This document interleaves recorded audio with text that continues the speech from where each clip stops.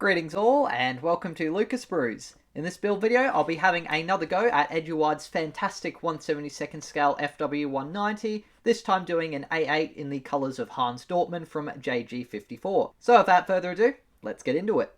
To begin with, I gave all of the sprues a wash in some warm soapy water to remove any oil or residue from the parts, and once they'd dried, I removed the fuselage halves and wings, along with all of the parts that would make up the cockpit, engine and landing gear bay.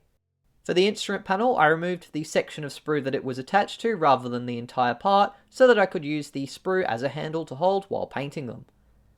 The excess sprue was carefully removed from each of these smaller parts with a knife, and once cleaned up, I glued the seat and joystick to the cockpit tub.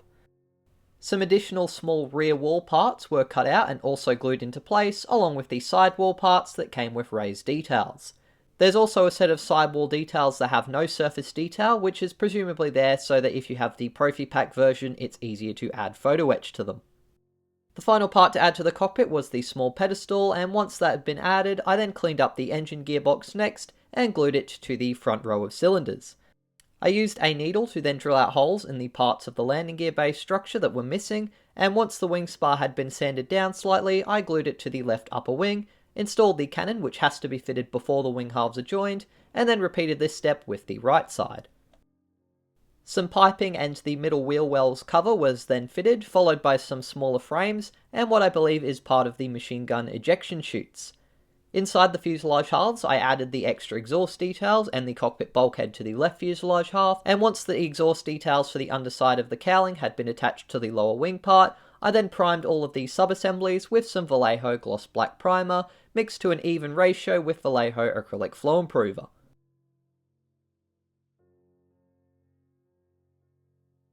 The primer was allowed to cure for a couple of hours before I then sprayed some insignia white over all of the parts, except for the engine, to create some pre-shaded highlights and add a bit of depth to the details. Vallejo Model Air RLM66 would be my choice of colour for the cockpit and landing gear bay area, and was applied with a mixture of 3 parts Vallejo acrylic thinner and 4 parts Vallejo flow improver to 10 parts paint, although I find now I prefer to just use flow improver as it tends to reduce tip drying and already helps to thin down these paints, which are already quite thin as it is. The engine assembly was painted with Vallejo Model Air aluminium mixed evenly with some of the flow improver, and with the base colours down, I started to use a brush to apply some Vallejo Model Colour Vermilion Red, Model Air RLM24 Blue, Vallejo Model Colour Flat Yellow, and Vallejo Model Colour Flat Black to pick out various raised and recessed details inside of the cockpit, landing gear bay area, and on the engine. The raised details and dials were then dry brushed with some Model Colour Flat White, rather than using the included decals, as I normally prefer using this method, although the dials don't have any raised face details, so decals may have been better for the instrument panels in this case. Additional details like the control column and cannon barrel were painted partially with Vallejo Model Air aluminium, and I painted the engine cowling interior with Model Air RLM02 Grey. To add a bit of metal chipping, I dry brushed some old Tamiya XF16 flat aluminium by gently rubbing and dabbing it with a brush onto the raised details and areas such as the seat that would be prone to metal chipping. Once the chipping was done, I then glued the upper and lower wing assemblies together with some Revell Contact to Professional, and after the glue had slightly bonded these parts, everything received a coat of Tamiya Black Panel Accent, an enamel-based wash which would help to highlight the details in the cockpit and add a dirty, grimy effect as well to the landing gear area and the engine. To soften the effect from the panel wash and make the raised areas slightly lighter and stand out, I then used a cotton bud dipped in X20 enamel thinners to rub over all of these parts to remove the excess panel liner. The instructions suggest adding the glare shield and gun sight at this stage, but after my last experience building the Eduard 190, I decided to leave these until later. With everything else in place though, I went ahead and joined the 2 fuselage halves together, and once the parts had bonded for a few minutes, I then glued the lower fuselage and wing assembly to it. There were a few gaps, especially around the engine, that required pressure to bring together, and I had a few fit issues with the wings and fuselage sides, so I ended up taking the wings off and doing some further sanding until eventually I got a better fit. This time, once the wings were on, I ran some Tamiya extra thin along the joints to further cement the parts together and partially fill in any of the smaller gaps that remained. Although assembly is a bit fiddly with this kit, the parts fitted together alright once I'd done the sanding.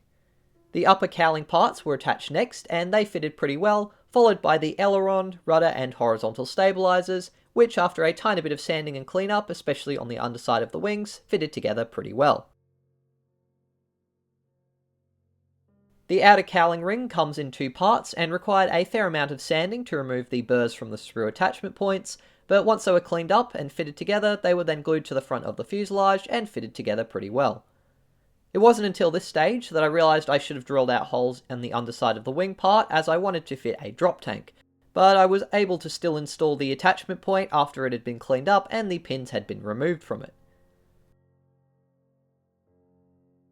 I then cut out the remaining parts for the drop tank attachments along with the propeller assembly, and unfortunately one of the racks was a bit delicate and snapped.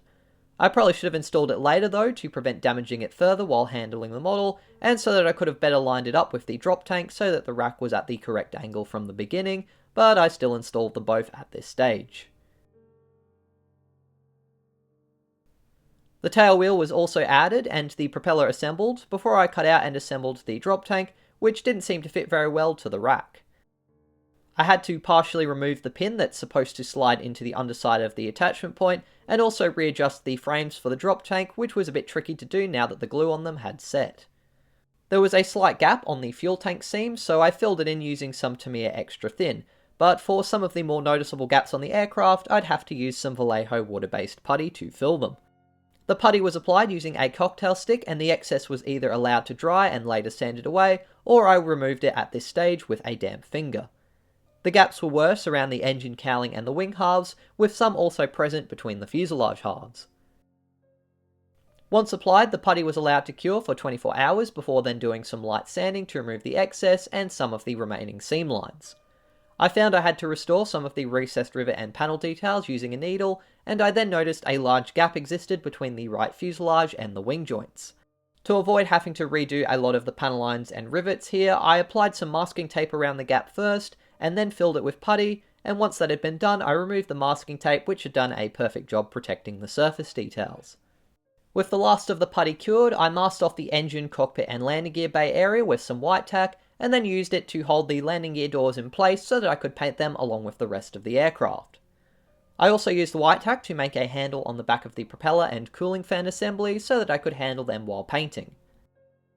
For this build, I decided to airbrush the main canopy area along with the aircraft, so I positioned it on the fuselage and then used a combination of 3mm masking tape to mask the corners and some Vallejo liquid mask to mask the middle curved areas.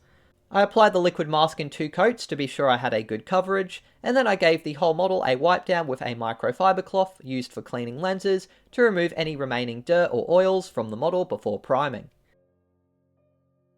Priming the drop tank, aircraft exterior and propeller assembly was done using the same glossy black primer I'd used on the interior, and it was gradually built up over all of the surfaces, with each layer built up until it was just starting to become wet, so that I didn't end up with a thick pool of primer on any of these parts. Eventually, after several passes, the primer had built up to a uniform colour, so I then sat all of these parts aside to allow the primer to cure for about 24 hours.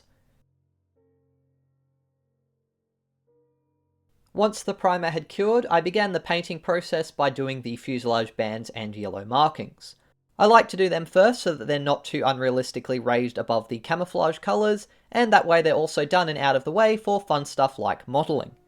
1mm tape was used first to mask the edges, with wider areas masked off using larger sizes of tape to prevent any overspray. The yellow areas were first painted with a mix of 2 drops of acrylic thinner, 4 drops of flow improver, 3 drops of Vallejo Model Air Insignia White, and a single drop of Vallejo Model Color 70956 Pink. Of course, this obviously doesn't make these areas yellow, but I found one of the best hacks to painting yellow is to first do a pink base coat for it. Although the marking guide did not say to paint the rudder yellow, I decided to do so anyways because the restored 190 wearing Hans Dortenmann's colours has one, and in my opinion it looked really cool. It may not be 100% accurate, though I haven't seen any period photos that show the rudder of this aircraft anyways, and several of JG54's 190s would later have yellow tails, especially their Doras, so it didn't seem like an unreasonable creative license move to me. For the blue band, I painted it initially with 2 drops of Model Air RLM24 Blue, thinned down with 2 drops of Flow Improver. This was built up in a few passes, and then for some slight fading and post-shading effects, I mixed in some model colour sky blue with the RLM24, and carefully sprayed this lighter mixture in the middle of some of the panels and on the upper fuselage surface. To make the yellow markings actually yellow, I then sprayed them with some Vallejo Model Air RLM04 yellow, mixed evenly with the flow improver, and after only a couple of passes, the yellow had become pretty solid, courtesy of the pink base coat. I allowed these marking colours to cure for a few hours before I then removed the masking tape from around them, and then masked them over instead. Hans 190 was done in typical RLM 76, 74 and 75 according to the marking guide, so I started painting the lightest of these colours first, which would be the RLM 76 fuselage sides and underside. I decided to try using a drop of Vallejo acrylic retardiner along with 3 drops of AK interactive acrylic thinners, 5 drops of Vallejo flow improver and 6 drops of very well shaken RLM 76 variation 1. Although this mixture seemed to spray onto the model really nicely and didn't speckle or dry too quickly, I found I got a lot of blockages and I actually ended up emptying out my brush and giving it a quick clean, although I didn't realise at the time I actually had a nozzle blockage, so later on I would have to disassemble the airbrush and do a proper clean out, which would eventually fix the blockage later. When applying the RLM 76, I first did it in the centre of the panels, and then gradually filled them in a few passes to break the areas down while I was painting them, and also add some subtle panel variation and pre-shading. As well as painting the areas that would have been RLM 76, I also did some light coats of it on the upper surface of the wings and fuselage, once again to create a bit of pre-shading. Once the RLM 76 had been applied, I allowed the paint to cure for an hour or so before I then masked off the undersides with some tape, some of which was actually reused from when I painted the Academy FW190D in the JV44 colours, hence why you may see some smaller stripes of tape from when I did the red and white markings. Just like with that build, I also decided to once again use AK Interactive Masking Putty to control the overspray on the fuselage sides, and later on to also mask off parts of the camouflage pattern to make it a little bit sharper and prevent any overspray. AK Interactive RLM74 was then mixed up with a ratio of 6 drops of paint to 6 drops of flow improver and 1 drop of AK Interactive thinners, and then this was sprayed in the rough shape of the camouflage patterns on the wings and fuselage upper surfaces. It went on without much fuss, and once applied, I then mixed up 3 drops of Model Air RLM02 and 1 drop of RLM74 to create a paler colour, and then used this to create post-shading by spraying it lightly into the middle of some of the panels, varying the thickness slightly on different panels to create some variation.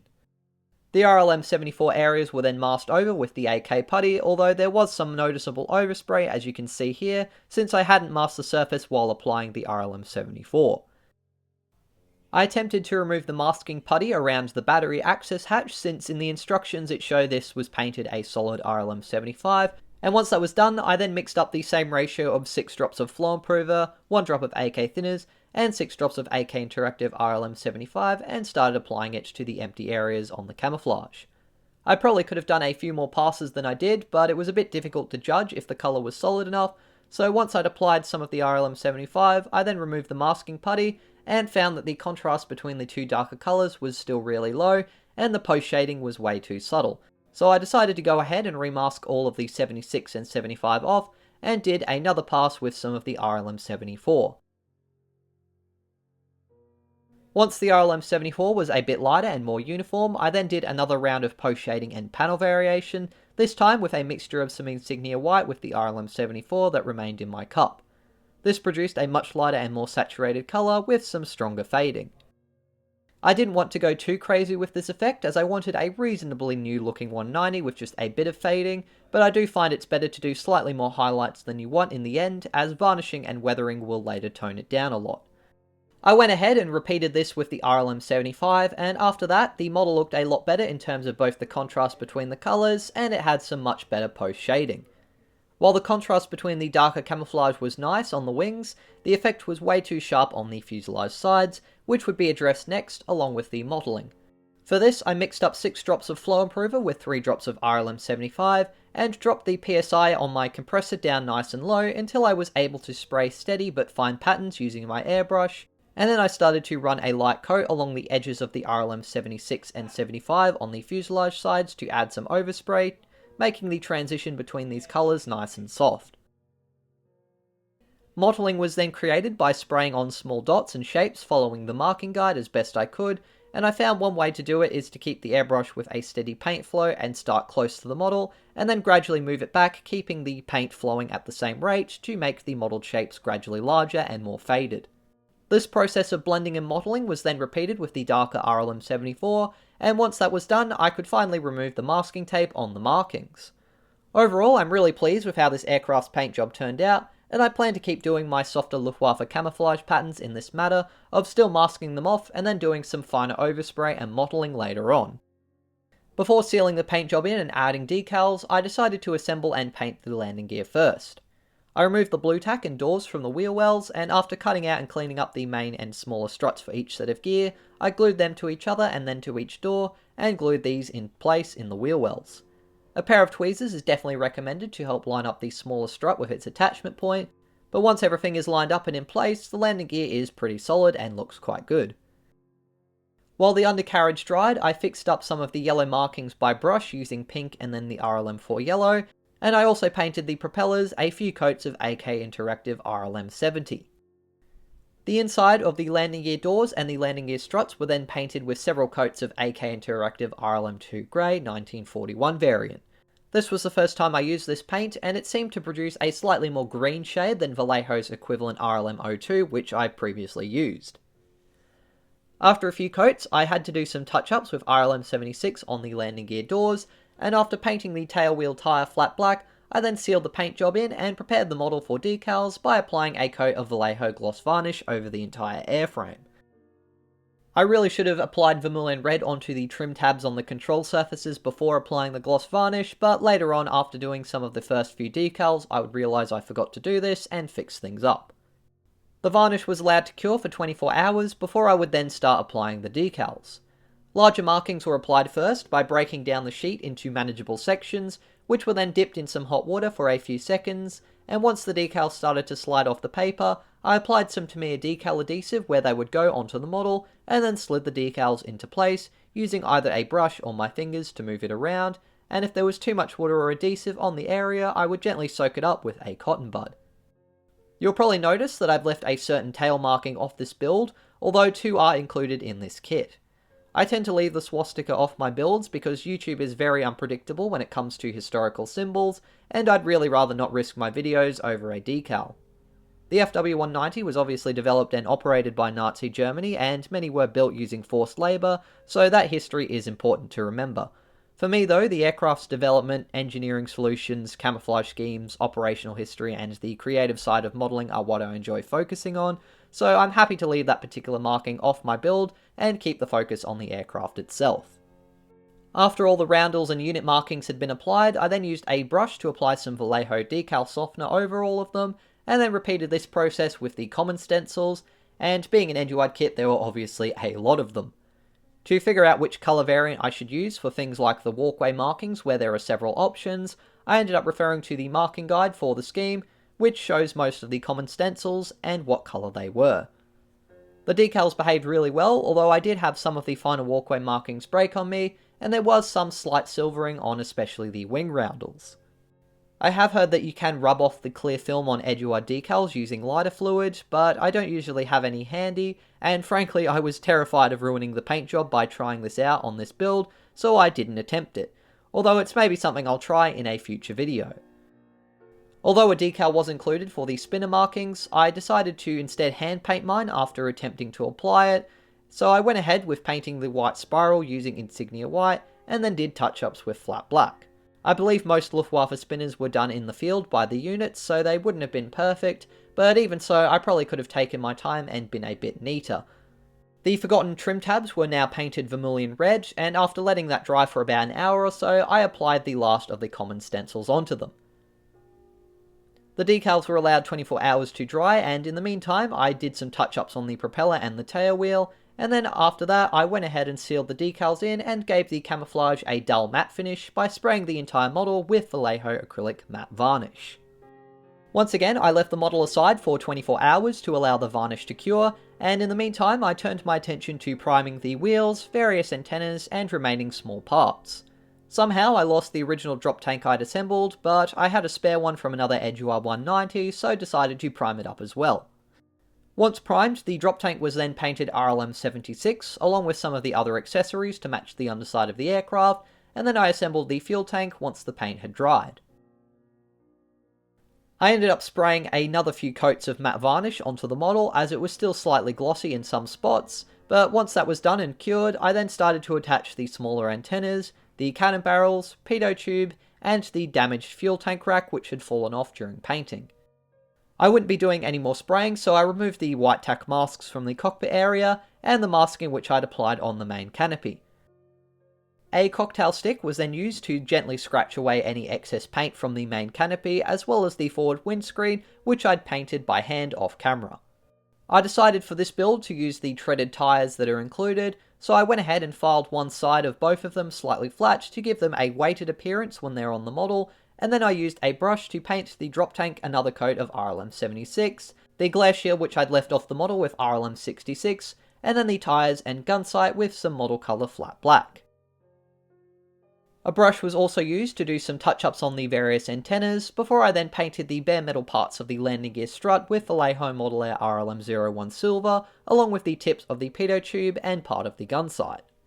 For the machine gun and cannon barrels, I used some Vallejo Model Air Gunmetal Metallic, and then to paint the exhaust area, I mixed up some matte varnish with the gunmetal to create a dull, slightly metallic greyish colour. Vallejo Model Colour Saddle Brown was then carefully applied onto the leather trim on the glare shield, headrest and gun sight, and while that dried, I painted the base of the propellers where they would rotate with RLM01 Silver, and then neatened them up with some RLM70. Model Colour Pale Brown was then lightly dry brushed onto the leather trims to make them a little bit more faded and add a bit more colour, and then I quickly sprayed the drop tank and headrest with gloss varnish to prepare them for decals, and sprayed the wheel hubs to give them a glossy finish. A few hours later, the drop tank and headrest decals were applied in the same way I'd done with the decals on the rest of the model, and then after a few hours for the decals to set, I applied some matte varnish to seal the decals in and give these parts a dull finish. While the matte varnish on these parts cured, I painted the step ladder markings with vermilion red, and then applied some metal chipping onto the model. After looking at reference images of Hans 190 and a few other examples, I decided to keep the chipping pretty light, with the leading edges of the propeller blades, around the edges of access hatches, on the areas the crew might walk, and on the leading edges of the wings and around the canopy being the main areas I would focus on. One exception to this though would be the drop tank, which I decided to do quite a lot of chipping on, as they can look pretty beaten up in some reference photos. I let the aluminium chips dry for a few hours before going ahead and giving the whole aircraft a coat of Tamiya black panel wash to add some subtle grime to the recessed details and help highlight them. I did this in several stages, applying the wash first and then removing the excess and blending it in with a cotton bud or brush that had been soaked in some AK Interactive odorless thinners. In the past I've used X20 enamel thinners on the outside of the aircraft, but I found it sometimes removes the varnish. I thought I was onto something using the odorless thinners instead, as they're a lot less aggressive, but on this build it actually peeled away some of the primer around the engine cowling, taking the paint and varnish with it. It only affected a very small area, so I continued to remove the wash and would later fix up the area that had been damaged using a brush. Since the odorless thinners isn't as aggressive, I find it requires a lot more rubbing to remove the excess panel wash, so perhaps this, in combination with the fact that I often hold the model by the front of the engine cowling, may have partially caused this. Around the landing gear I kept more of the black panel wash to make it a little bit dirtier, and I also streaked it backwards to replicate the streaks that often form around the landing gear from grease and other subtle leaks over time. I also applied the wash on the drop tank and used a dabbing motion to remove some of the excess, which would leave it pulled up in some areas, making it look nice and dirty. After I'd done the touch-ups by brush to fix the areas where the primer had peeled, I went ahead and installed the gun sight to the glare shield and then attached this to the instrument panel. Some Deluxe Materials Rocket Odorless CA glue was then used to glue the front windshield to the fuselage, since this glue dries clear and doesn't fog up clear parts. As mentioned earlier, adding the glare shield at this stage before adding the canopy made it a lot easier, and everything fitted together really well without many gaps. I also assembled and added the wheels at this stage, making sure that the weighted flat side was in contact with the ground, and while that dried, I assembled the headrest and installed it to the main canopy section, once again using odorless CA glue. The last of the weathering was then done using some Epsilon 502 oil paints, which I'd left aside for a few days on some cardboard and would reactivate using some odourless thinners.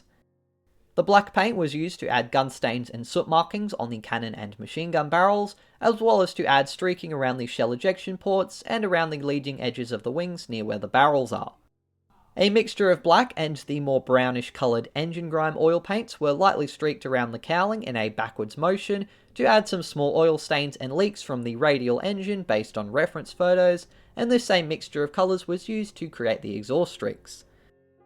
A mix of browns and blacks were used on the drop tank to add a lot of stains and leaks around the filler cap in particular, and after some lighter streaks on the underside around the drop tank attachment point and wheels, I would then use some buff and lighter browns on the wheels, the base of the rudder and the edges of the landing gear doors to add a subtle build-up of dirt from operating out of unpaved airstrips.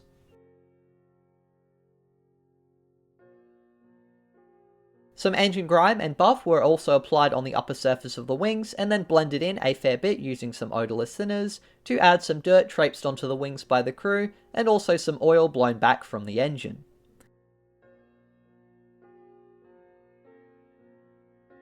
The oil paints take quite a long time to dry, but after a couple of days I then fitted the drop tank to the underside of the aircraft and finished the model off with some lights and rigging wire. The rigging wire was created with AK Interactive Mega Thin rigging wire, which was glued first to the attachment on the canopy using Deluxe Materials odourless CA glue, and while that glue bonded, I painted the nav and tail lights a base coat of RLM01 silver. The canopy was then placed on the model and the wire stretched backwards and superglued to the tail, and once the excess had been trimmed off, I then used some superglue to attach the smaller wire in much the same fashion, leading from the fuselage to the top of the main wire. I've done this quite a few times now on various other 190s, and it seems to get a lot easier with each time, which is very fortunate. The last thing to do was then paint the left nav light Tamiya clear green and the right one Tamiya clear red, and once that was done, I could finally call my build of the Eduard FW190 A-8 finally completed. And here you can see the finished model. So this is the second time I've built the Eduard FW190, and I have to say I enjoyed it even more the second time around. It's got some brilliant external detail and a fantastic landing gear bay, and the cockpit is probably the second best in the scale without any photo etch, in my opinion being second best after the Tamiya 190.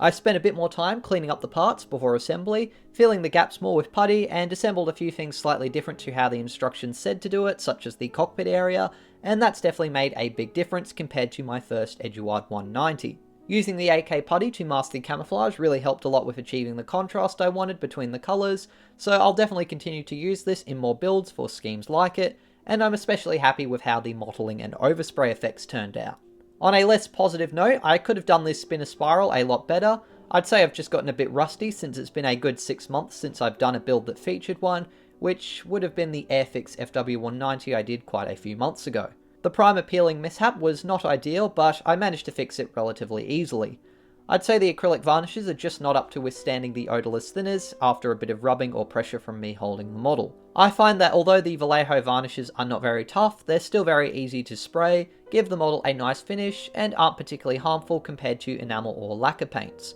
So I'm a bit reluctant to move away from them, even if I still have to do small repair jobs to the paintwork like I did for this build. If you do have a recommended varnish though, definitely leave it in the comments, because I will probably have to try something a bit tougher in the future. One day I'm sure I'll also try the lighter fluid trick to remove the film on Eduard decals, although I just wasn't brave enough to risk this model for it, and I was happy enough with how the decals performed, especially after it's all blended in with the varnishes. Overall though, I really love the Eduard 1/72 scale 190 and reckon it's the best in this scale, and I will almost certainly be building another one someday in the future. Thank you very much for watching this build video. I do hope you enjoyed it and got something out of it. If you did, please be sure to leave a like, and if you haven't already, make sure you've subscribed to my channel so you don't miss any future build videos, inbox reviews, or stop motions. A massive thank you to my wonderful patrons who helped me to fund buying this kit, as well as the products I used to make it and the time I spent making these videos, so thanks for helping me keep doing what I love. All going well, next week I should have some build videos on a couple of resin projects that I've been working on, and I've also got some inbox reviews of the Airfix and Tasman Models 1/72 scale boomerangs in the editing room. In the last couple of weeks, I've been spending a bit more time working on 3D designs than on the channel, just because it gets a little bit more money in, and there's some projects I was wanting to get finished. So you'll be seeing a few new STL file designs being released very soon on my cults page, and eventually also getting build videos of their own. That's it for now, but I'm looking forward to sharing more very soon in the future. So until then, as always, take care, and model on.